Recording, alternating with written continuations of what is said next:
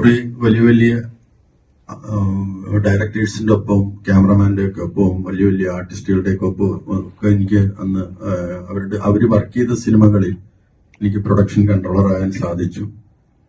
അതിലൂടെ എനിക്ക് എന്റെ മനസ്സിൽ ആ സമയത്ത് ഉണ്ടായിരുന്ന ഒരു ആഗ്രഹമായിരുന്ന ഒരു സിനിമ എന്തായാലും എന്റെ ജീവിതത്തിലൊരു ലൈഫിൽ ഒരു സിഗ്നേച്ചർ എന്നുള്ള ഒരു രീതി, അതായത് നമ്മൾ എന്നും അത് സിഗ്നേച്ചർ ആയിട്ടുണ്ടാവും ഒരു സംവിധാനം സിനിമ ചെയ്യുക എന്നുള്ളത്. ആ ആഗ്രഹം എനിക്ക് നിറവേറ്റാൻ സാധിച്ചത് ഇപ്പോ ഇങ്ങനെ എന്റെ സുഹൃത്തും വളരെ കാലത്തെ സുഹൃത്തായ ശ്രീ ഹരീഷ് പേരടിയും നസീറും അവരിലൂടെയാണ്. അപ്പം ശ്യാമേട്ടൻ ഡയറക്ട് ചെയ്യുന്നു, പ്രകാശ് അലക്സാറിന്റെ മ്യൂസിക്, പ്രകാശ് ഏട്ടൻ മ്യൂസിക് ചെയ്യുന്നു, അച്ഛൻ പ്രൊഡ്യൂസ് ചെയ്യുന്നു, അച്ഛൻ അഭിനയിക്കുന്നുണ്ട് ഇതില്.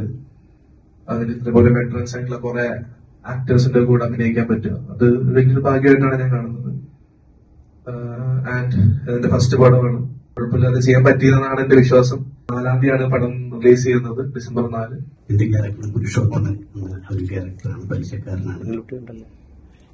അപ്പം എല്ലാവരും ഈ സിനിമ തിയേറ്ററിൽ അറിയിച്ചാണ് ഞങ്ങൾ പ്രോത്സാഹിക്കും. ഈ സിനിമയുടെ ഒരു ഭാഗമാവാൻ കഴിഞ്ഞതിൽ ഞാൻ വളരെ സന്തോഷിക്കുന്നു. December 4 എല്ലാവരും തിയേറ്ററിൽ പോയി സിനിമ കാണാം. ഈ പടത്തില് ശരിക്കും ഞാൻ വിഷ്ണുവിടെ പെയറായിട്ടാണ് ചെയ്യുന്നത്. ലീഡ് ഒരു ക്യാരക്ടറാണ്, ഇഷ്ടപ്പെട്ട ഒരു ക്യാരക്ടർ തന്നെയാണ്. ആൻഡ് മൂവി ആണെങ്കിലും ഒരു ഫാമിലിക്ക് കാണാൻ പറ്റിയ ഇഷ്ടപ്പെടുന്ന, എനിക്കിഷ്ടപ്പെട്ട ഒരു സ്ക്രിപ്റ്റും ഒരു ക്യാരക്ടറും തന്നെയാണ്. അപ്പൊ എനിക്ക് തോന്നുന്നു ഓഡിയൻസിനും അത് കാണുമ്പോൾ അതുപോലെ തന്നെ ഇഷ്ടപ്പെടും എന്നാണ് എന്റെ ഒരു പ്രതീക്ഷ. December 4 റിലീസ് ആവുന്നത്. ഐ ഹോപ്പ് എല്ലാവരും തിയേറ്റേഴ്സിൽ തന്നെ പോയി കണ്ട്. ദിനേശൻ എന്നാണ് കഥാപാത്രത്തിന്റെ പേര്. ഞാൻ ഇതുവരെ ചെയ്തിട്ടില്ലാത്ത ഒരു ക്യാരക്ടറാണ്. ഇച്ചിരി അഭിനയിച്ച് നമുക്ക് അത്യാവശ്യം അഭിനയിക്കാനൊക്കെ ഉള്ള ഒരു ക്യാരക്ടറായിരുന്നു.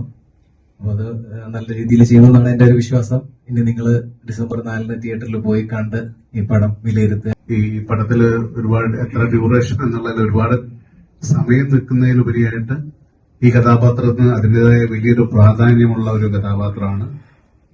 ഞാൻ സ്കിറ്റുകളിലും സിനിമകളിലൊക്കെ ചെയ്യുന്ന തമാശകളിൽ വ്യത്യസ്തമായിട്ട് ഒരു ക്യാരക്ടർ റോള് ഞാൻ ഒരുപാട് ആഗ്രഹിക്കുന്നതാണ്. അങ്ങനെയുള്ള ക്യാരക്ടർ റോൾ ആരെങ്കിലും തന്നിരുന്നെങ്കിൽ എന്ന് ആഗ്രഹിക്കുന്ന ഈ റോൾ എനിക്ക് കിട്ടി. അത് കുഴപ്പമില്ലാണ്ട് ചെയ്യാൻ പറ്റി എന്നാണ് എനിക്ക് തോന്നുന്നത്. ഈ ലെഫ്റ്റ് എന്ന് പറഞ്ഞ സിനിമയിലത്തെ കഥാപാത്രം ചെയ്തതിനു ശേഷം രാഷ്ട്രീയ നിലപാടുകൾ ഇങ്ങനെ തുറന്നു പറയുന്നു എന്ന് പറയുന്ന ഒരു ആരോപണമുണ്ട്. അപ്പോ മുരളി ഗോപിയുടെ ഒപ്പം ചേർന്നുകൊണ്ടാണ് ഹരീഷ് പേരടി രാഷ്ട്രീയ വിമർശനങ്ങൾ ഒരു പ്രധാനപ്പെട്ട പാർട്ടിക്ക് നേരെ നടത്തുന്നു എന്ന് പറയുന്ന അതീവ ഗുരുതര ആരോപണമുണ്ട്. അതിനെങ്ങനെ നോക്കിക്കാണും? തെറ്റായ ആരോപണമാണ്. കാരണം ലെഫ്റ്റ് എന്ന് പറഞ്ഞ സിനിമയ്ക്ക് ശേഷം ഒരുപാട് സപ്പോർട്ട് ചെയ്യേണ്ട സമയത്ത് ഒരുപാട് സപ്പോർട്ട് ഞാൻ കൊടുത്ത പോലത്തെ സപ്പോർട്ട് ചിലപ്പം അവരാരും ചെയ്തിട്ടുണ്ടാവില്ല. അത്രയും സപ്പോർട്ട് ചെയ്ത ഒരാളാണ് ഞാൻ. അപ്പൊ അത് തെറ്റായ ആരോപണമാണ്. നമ്മള് ഒരു കലാകാരൻ എന്ന രീതിയിൽ മാത്രമേ കാര്യങ്ങൾ കാണുന്നു. ഒരു കലാകാരന്റെ രാഷ്ട്രീയം ഇതൊരു പ്രതിപക്ഷത്തിന്റെ രാഷ്ട്രീയം എന്നാണ് ഞാൻ വിശ്വസിക്കുന്നത്. പ്രതിപക്ഷത്തിന്റെ രാഷ്ട്രീയം പലപ്പോഴും ആവർത്തിച്ച സാധനമാണ്. അത് ഏതെങ്കിലും ഒരു പാർട്ടിയുടെ രാഷ്ട്രീയമല്ല, മറിച്ച് എപ്പോഴും പ്രതിപക്ഷത്തിരിക്കുന്ന ഒരു രാഷ്ട്രീയം, തെറ്റുകൾക്കെതിരെ വിരൽ ചൂണ്ടുന്ന ഒരു രാഷ്ട്രീയം, നല്ലതിന് നല്ലതെന്ന് പറയാൻ തന്റെ ഇടം കാണിക്കുന്ന രാഷ്ട്രീയം. അത് മുഖം നോക്കാതെ, ജാതി നോക്കാതെ, മതം നോക്കാതെ, വർണ്ണം നോക്കാതെ പറയേണ്ട നിലപാടുകൾ ശക്തമായിട്ട് പറയേണ്ട രാഷ്ട്രീയം. ഇത്രയുള്ളൂ. അതിൽ കവിഞ്ഞൊന്നുമില്ല.